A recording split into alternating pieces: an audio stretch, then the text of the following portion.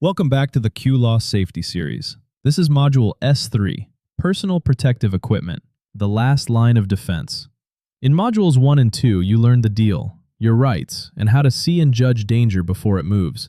This module is about the kit that stands closest to you when everything else has failed. Your helmet, glasses, gloves, boots, hearing, and breathing protection. We'll cover what each piece really protects and what it doesn't, how to make it fit, how to check it, and the habits that keep it working, shift after shift. PPE is personal. That's its weakness, and its whole point. Let's begin. 4 takeaways. First, you'll understand why PPE is the last line of defense, not the first answer, and why that makes it more important to get right, not less. Second, you'll know your kit head to toe, what each piece protects you from, and the limits it quietly has. Third, you'll master the 3 habits that make PPE actually work: fit, check, and care. Because kit that's loose, damaged, or dirty protects far less than you think. And fourth, you'll build the 10-second kit check into the start of every task, and learn to watch out for other people's kit as well as your own. 1 module, 4 takeaways, and you'll use them every working day of your life. Here's the honest way to think about the equipment you put on every morning. Every other control on site works on the hazard. Guards cage it, extraction removes it. Procedures route people around it. PPE is different. PPE is what's waiting when all of that has failed. The glasses catch the chip that got past the guard. The helmet takes the blow nobody planned. The boot turns a crushed foot into a bruise. When PPE earns its keep, something has already gone wrong. And the only thing between that energy and your body is the kit you chose to wear, fitted the way you fitted it, in the condition you last left it. That's not a reason to fear the work. It's a reason to take the kit seriously. So here's the ground rule for this module. PPE protects only you, and only if you wear it. It does nothing to the hazard. It doesn't make the machine safer, the chemical milder, or the noise quieter. It just stands between the energy and your body. One thin, personal layer. And unlike a guard, it isn't bolted on.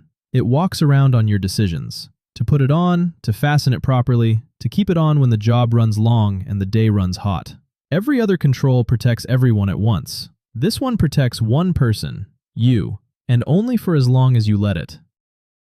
Why does PPE sit at the bottom of the hierarchy of controls? Not because it's unimportant, because it's fragile. Think about what has to go right for a guard to work. It has to be bolted on. That's it. Now think about what has to go right for PPE to work. The right kit selected for the hazard. The right size issued to you. Worn every single minute of exposure. Fastened correctly, in good condition, on a person who hasn't taken it off because it fogged up or the job was only going to take a second. That's a long chain, and every link is human. So the rule from Module 2 applies. If a serious hazard is controlled by PPE alone, that's worth raising. Ask whether the site can push the control higher. And while it can't, wear the kit like your body depends on it. It does. Let's walk the kit, top down. Your head. The hard hat or bump cap. Protection from falling objects and fixed obstacles. It has a service life. Hard knocks, sun, and chemicals age the shell. So a helmet that's taken a real impact retires immediately, even if it looks fine. Your eyes and face. Safety glasses for flying particles. Goggles when dust or splash can come around a lens. A face shield over, never instead of, glasses for grinding and chemicals. Eyes are the most commonly injured body part in industry, and nearly every one of those injuries is preventable with kit that was sitting in a locker.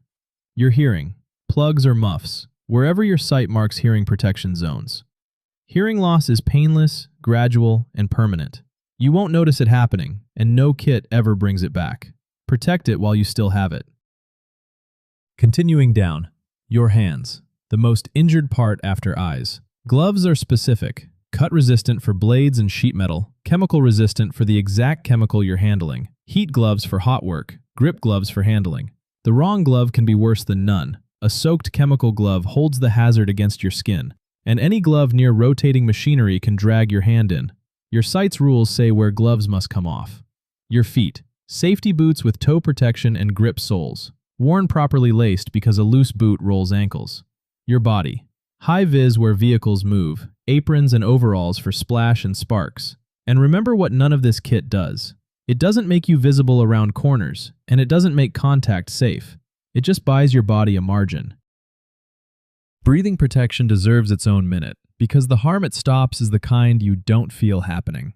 Dust, fumes, mists, and vapors damage lungs slowly and permanently, and they're different problems. A dust mask does nothing against solvent vapor, and the wrong filter cartridge is a false promise strapped to your face. That's why respirator selection belongs to your site's assessment, not to guesswork at the PPE cabinet. Two things are yours to own. First, the seal. A respirator only works if it seals to your face, which is why fit testing exists, and why facial hair where the seal sits undermines the whole device. Second, the discipline. Filters have a life, masks have a storage rule, and I'll just nip in without it is exactly how slow harm gets in. If a job smells wrong, dusts up, or fogs the air, stop and check what your assessment says you should be wearing. Where does the list of required PPE for your task actually come from? From Module 2, the risk assessment. Someone identified the hazards of your job, judged the risk, pushed the controls as high as they could, and then specified PPE for the risk that remains. That's why the kit list is task-specific, and why it isn't a menu.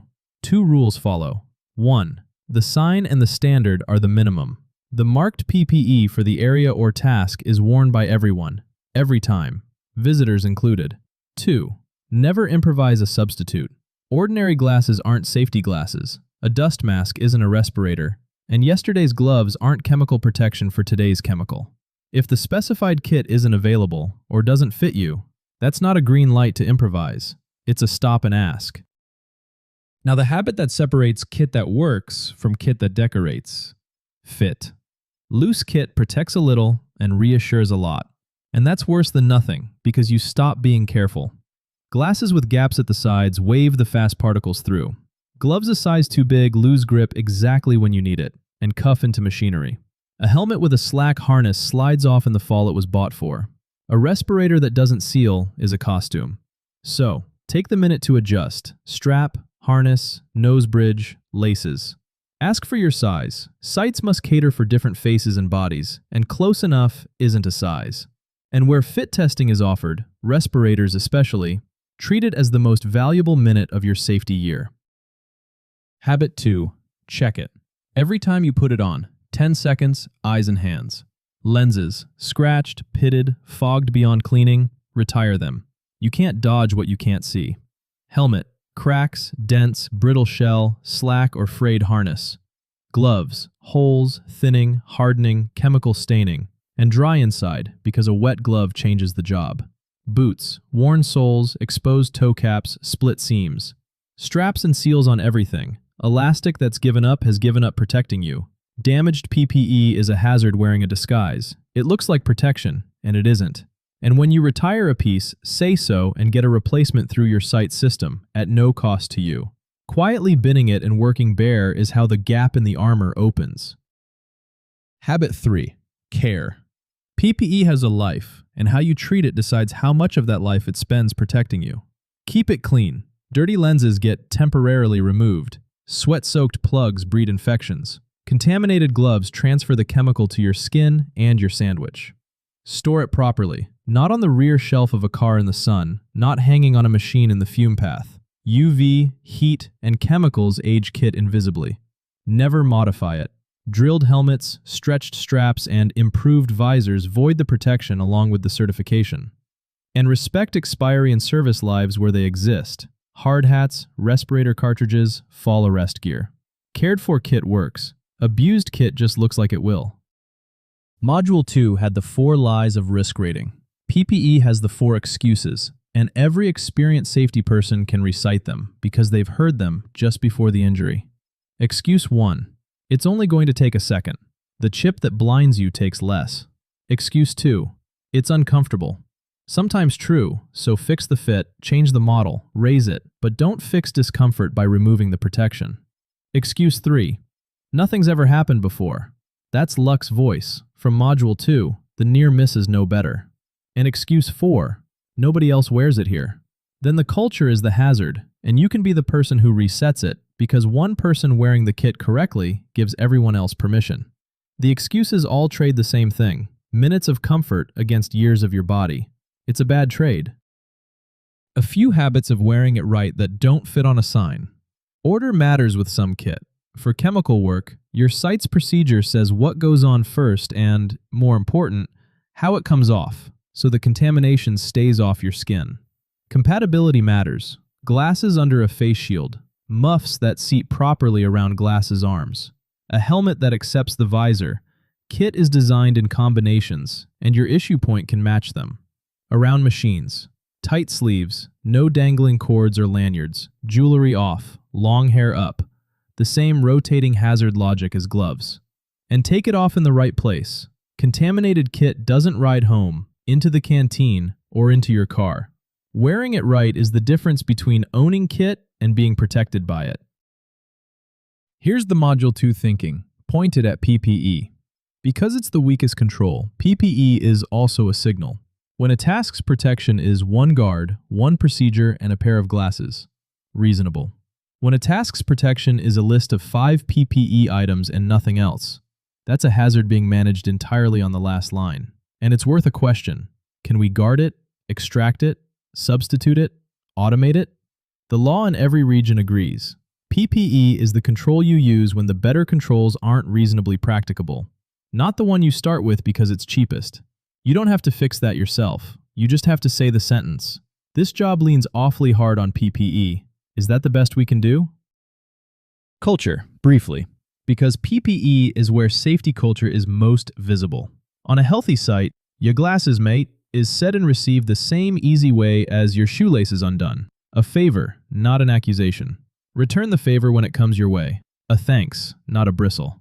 Watch for the new starter whose kit is wrong because nobody showed them, and the visitor walking blind past the sign. And notice what your own kit says from across the floor. Worn correctly, it tells everyone the standard is real. Hanging off one ear, it tells them the standard is optional. You're always broadcasting one of those two messages. Choose the first. Module 2 gave you the 60-second risk check. Here's its little brother, the 10-second kit check before every task. 1. Right kit. What does this task's assessment call for, and is that what I'm wearing? 2. Fitted and fastened. Strap snug, laces done, seal seated, nothing flapping near what spins. 3. Good condition. A 2-second scan for cracks, scratches, holes, and tired elastic. 10 seconds, 3 questions, every task, and slower on the days you're tired, rushed, or doing something unusual, because those are the days the last line gets tested. Not sure what the task calls for? Same rule as always. Don't start. Ask. The regional note, one more time. The principles travel, the details are local. In South Africa, the OHS Act and its regulations make the employer provide suitable PPE free of charge, with training in its use, and make wearing it a worker's duty.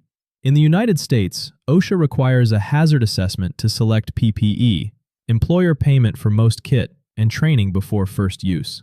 Across the European Union, PPE directives make it the last resort after other controls, employer provided, with CE marked kit meeting design standards.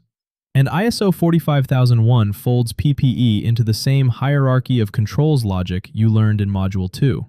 Wherever you are, the kit list comes from your site's assessment, the markings on the kit matter, and the equipment costs you nothing. What it costs the employer, your body repays, by going home whole. The honest boundary, as always. This module gives you the working knowledge of everyday PPE, why it's last, what each piece does, and the fit check care habits that keep it honest. Some protection is a discipline of its own, and this module only waves at it. Respirator fit testing and breathing air systems.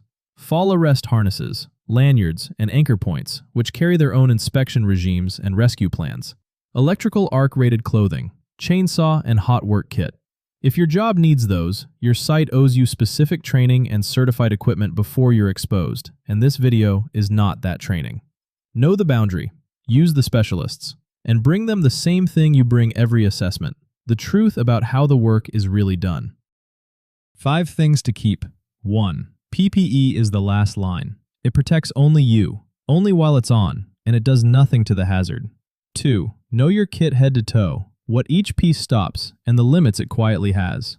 3. Fit, check, care. Loose kit lies, damaged kit disguises, abused kit ages. 10 seconds of attention keeps it honest. 4. The kit list comes from the risk assessment. No improvised substitutes, and a job that leans only on PPE deserves a question. And 5. Wear it every time. The 4 excuses trade minutes of comfort for years of your body, and it's always a bad trade. That's the last line of defense. Hold it. That's Module S3. Thank you. Before you go, the free module pack for this video is at qlaws.app. The quiz, a toolbox talk for your team, the attendance register, and a head-to-toe PPE checklist you can laminate at the issue point. Put the 10-second kit check to work on your very next task. And the next module takes us to the moment when, despite everything, something goes wrong. Incident reporting, near misses, and first response. What to do, who to tell, and why the almost accidents are the most valuable ones you'll ever report. Stay sharp, wear the kit like you mean it, and we'll see you there.